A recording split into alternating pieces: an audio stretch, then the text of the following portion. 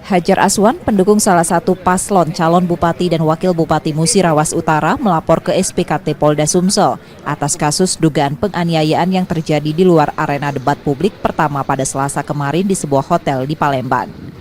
Melalui kuasa hukumnya, pelapor menjelaskan bahwa terlapor berinisial I dan A yang merupakan pendukung kandidat lain.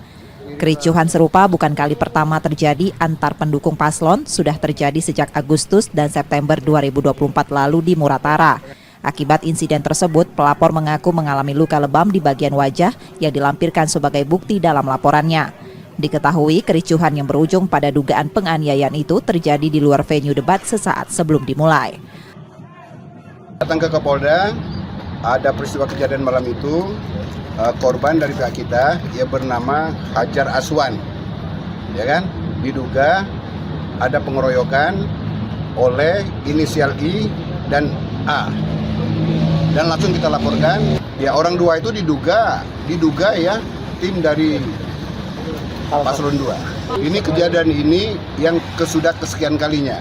Jadi keributan ini sudah terjadi pada pasca sebelum deklarasi pada tanggal 4 Agustus 2024 di Batu Gajah. Itu kejadian pertama, ya.